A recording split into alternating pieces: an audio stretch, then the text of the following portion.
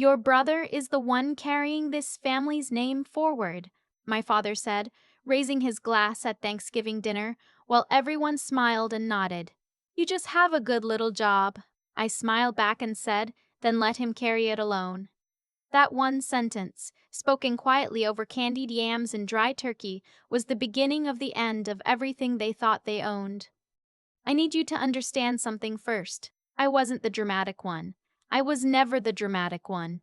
Growing up, I was the kid who ate her vegetables without being asked, who got straight A's without being celebrated, who learned early and painfully that the quieter you are, the more invisible you become, and the more invisible you become, the more people start to mistake you for furniture. My brother Ryan is 3 years older than me. He was the firstborn son, and in our family, that meant something enormous. My father, a man who grew up in a small town in Ohio with old-fashioned ideas about legacy and lineage, treated Ryan's existence like a gift from God, and mine like a pleasant surprise that had eventually overstayed its welcome. Ryan got the car at 16. I got a bus pass. Ryan's college application got proofread by both parents sitting at the kitchen table. Mine, I submitted alone on a Tuesday night while they watched television in the next room. I didn't grow up poor. We were comfortable, solidly middle class, the kind of family where there was always food and heat but never quite enough left over for anything that wasn't strictly necessary, unless it was for Ryan. For Ryan, there was always enough. I went to state on a partial academic scholarship and worked 20 hours a week at a campus library to cover the rest. I graduated with a degree in accounting and a chip on my shoulder the size of a small continent. I passed my CPA exam on the first try, got hired at a mid-sized firm in Columbus, and within 4 years I was a senior accountant managing a portfolio of clients that included 2 regional hospital systems and a multi-state construction group. I was good at my job. I was meticulous and precise, and I understood numbers the way some people understand music intuitively in my bones. Ryan, meanwhile, had tried 3 different careers in 5 years. He'd done a stint in real estate that lasted 8 months, opened a food truck called Boss Brisket that my parents described to their friends as Ryan's restaurant, and was currently, when Thanksgiving happened, in the middle of launching what he called a premium outdoor lifestyle brand, which as far as I could tell consisted of a logo, an Instagram account with 40 followers, and a storage unit full of branded hats. The food truck had failed.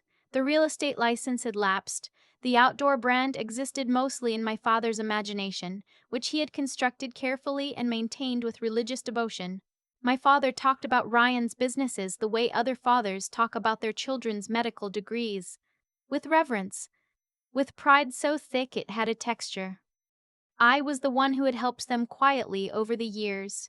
When my parents' water heater died the winter I turned 27, I paid to replace it. When my mother needed a root canal and their dental coverage had lapsed, I covered it without being asked and told her it was nothing. When Boss Brisket needed a commercial kitchen deposit, my mother called me, not Ryan, and I wrote the check. $3,200. I told myself it was a loan. It was not a loan. There was never a loan. There was only what I gave and what they took, and the story they told themselves about both.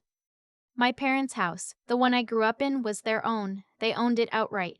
But the property taxes were 3 months behind when I found out, and I paid them because the alternative was too ugly to consider. I set up a quiet, automatic transfer, $200 a month, that covered their utilities when things got tight. They knew about it. They thanked me once. Then they forgot about it, or chose to, which is more or less the same thing. What they never forgot was Ryan. Every holiday, every phone call, every Sunday dinner was a theater production starring him. Even his failures were framed as noble experiments. "He's figuring it out," my father would say, with an admiration he had never once directed at me. "He's got the entrepreneurial spirit. Not everyone's built for the 9 to 5. I had the 9 to 5. I had the spreadsheets and the quarterly reviews and the client calls at 7 a.m. I had the health insurance and the 401k and the savings account that had a comma in it. None of that counted. It was background noise. It was the hum of an appliance that works so well you stopped hearing it entirely. The Thanksgiving that changed everything was not unusual in its setup. My aunt and uncle had driven in from Cincinnati. My grandmother was there, sharp-eyed and mostly quiet. Ryan was there with his girlfriend, a bubbly woman named Ashley who had never done anything wrong in her life and who was entirely too good for him. I'd driven 2.5 hours to be there. I was exhausted. I'd just closed a particularly brutal audit for one of my hospital clients, and I had run on 5 hours of sleep for the better part of 2 weeks. I wanted turkey and football and maybe one glass of wine, and then a long, dreamless drive home. What I got was my father, 3 glasses of bourbon in, holding court at the head of the table about legacy. He was going on about the family name, about what it means to build something that lasts, about how Ryan's outdoor brand was going to be the next Patagonia, and I sat there quietly eating my green beans, present but not really there, the way I'd learned to be. And then he raised his glass and looked around the table and said it. Your brother is the one carrying this family's name forward. He's got the vision, he's got the drive. He looked at me then, not unkindly, just dismissively the way you look at a piece of furniture that's done its job. You just have a good little job. My aunt laughed a small, appreciative laugh. My uncle nodded. My mother smiled at Ryan. Ashley looked uncomfortable and stared at her plate, which I noted and respected. I sat there for a moment and felt something I didn't expect. Not the usual dull ache of being overlooked. Not the familiar sting that I'd learned to absorb and convert into quiet motivation. This was different. This was a clean, cold clarity, like a window being wiped from the inside. I saw them all very clearly in that moment. My father, raising a glass in a dining room where the property taxes were paid by me. My mother, nodding along, sustained in part by a monthly transfer that came from my account. Ryan, sitting there accepting the praise, looking comfortable and entitled and unbothered, sustained by a family mythology that had been built entirely at my expense. I put down my fork. I picked up my wine glass and took a small sip. And I said, quietly and without anger, "Then let him carry it alone." My father blinked. "What's that?"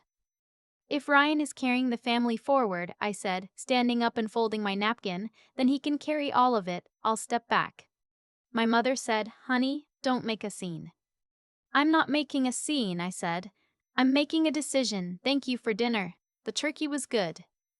I picked up my purse and walked to the front door and got in my car and drove 2.5 hours home in the dark, the radio off, just the sound of the highway and my own breathing. Even and steady. I did not cry. I thought about crying, turned it over, decided against it. There was nothing to cry about. Something had been broken for a long time, and I had just finally been honest enough to look at it directly. My apartment felt different when I got home. Smaller maybe, but mine. Completely, unambiguously mine. I made chamomile tea and sat at my kitchen table and opened my laptop and stared at the screen for a long time, not working, just thinking. There is a particular kind of grief that comes not from losing something but from finally accepting that you never had it. That's what I was feeling that night.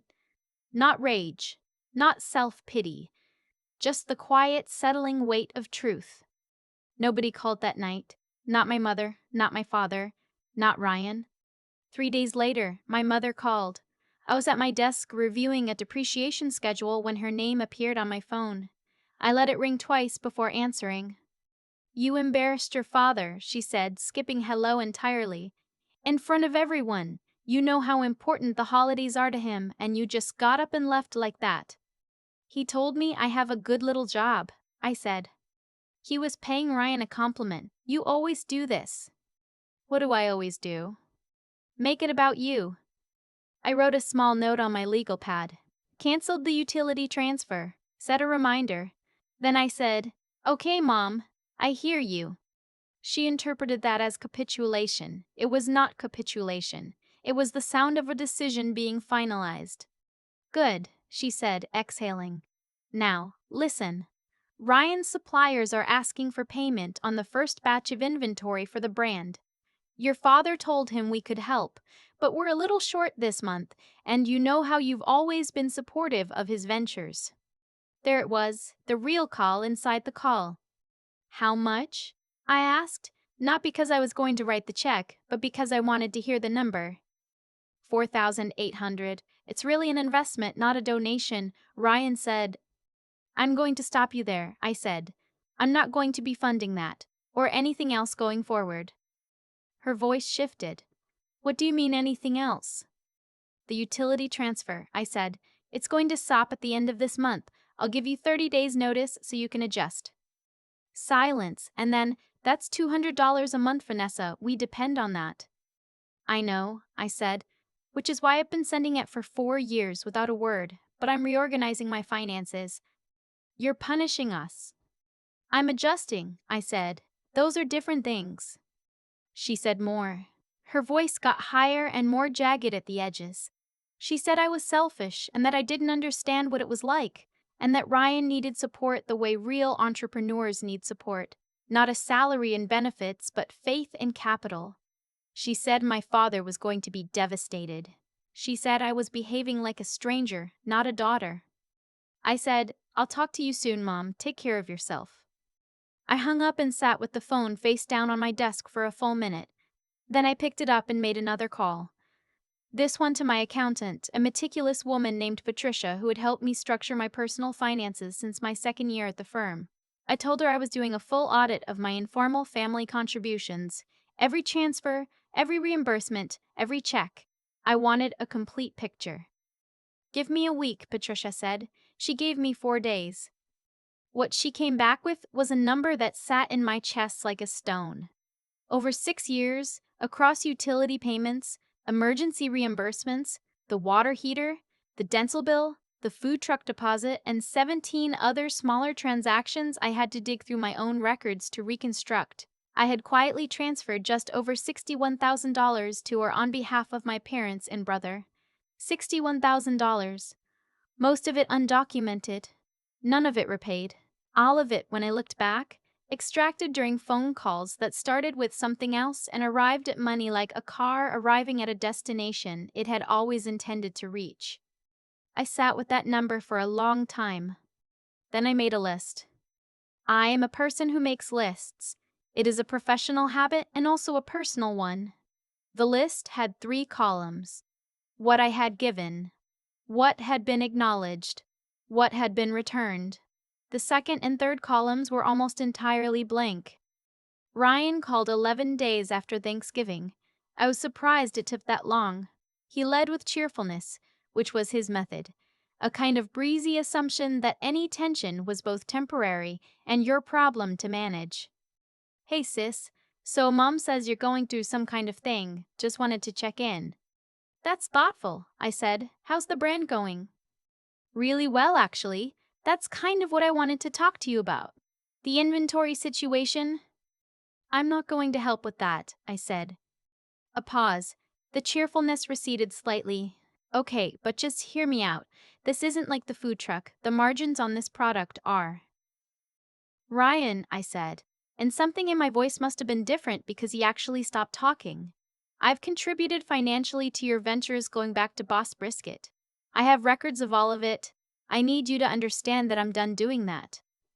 Contributed? His voice had an edge now. You gave me a loan. I gave you $3,200 with no terms, no repayment schedule, and no communication from you afterward. That's not a loan, that's a gift.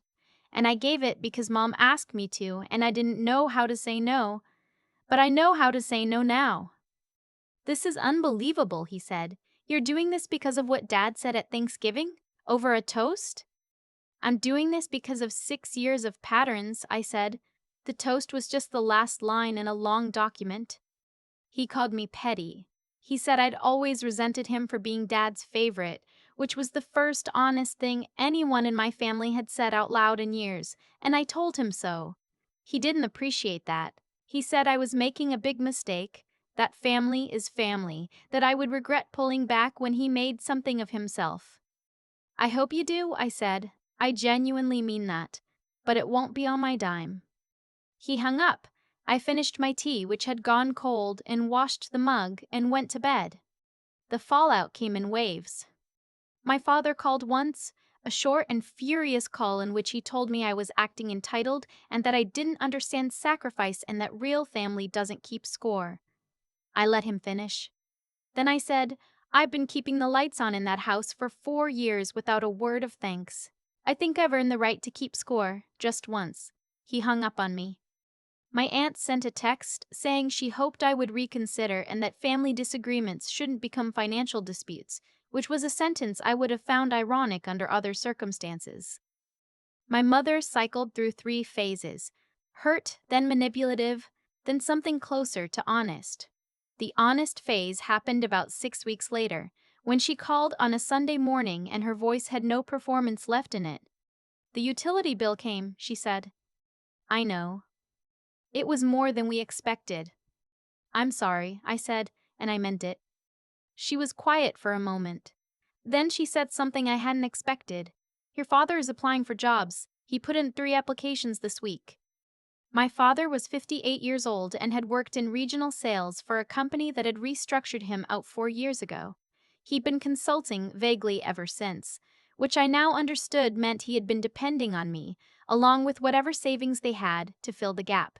Good, I said. I hope he finds something.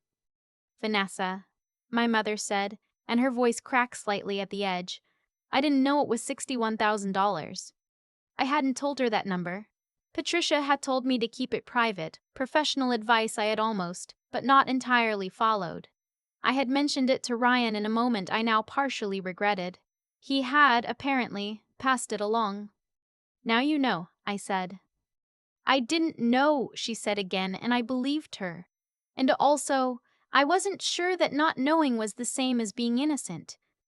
You can choose not to add things up. You can choose to receive without asking where it comes from.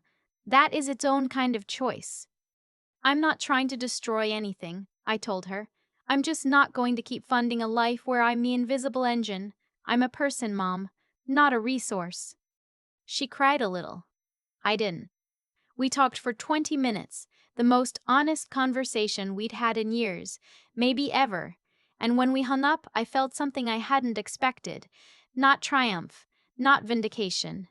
Something more complicated and more quiet, like a room after a window has been opened that has been shut for a very long time. Ryan's outdoor brand folded in February. The inventory sat in the storage unit. The suppliers sent collections notices. He called me once more, in January, not to ask for money, but, to his credit, to say that he'd been thinking about what I said and that maybe he understood. Maybe.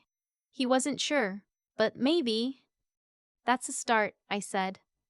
I got a job, he told me. Sales position, nothing fancy. That's real, I said. That counts. We didn't become close. I don't know if we will, but something in that call was different. Less performance, less assumption. More just two adults talking. I'll take it. My father got a part-time position doing logistics coordination for a regional distributor. My mother picked up a few hours a week doing bookkeeping for a small business in their town, which I privately found poetic, and when I told her I thought it suited her, she laughed for the first time in any of our conversations since Thanksgiving. They are managing. It is harder for them than it used to be, and I know that is partly because of my choices, and I live with that. But I also live with this. For the first time in 6 years, the money I earn is entirely mine. I decide where it goes. I decide what it builds. I am not a utility, running silently in the background, powering a house I'm never fully invited into.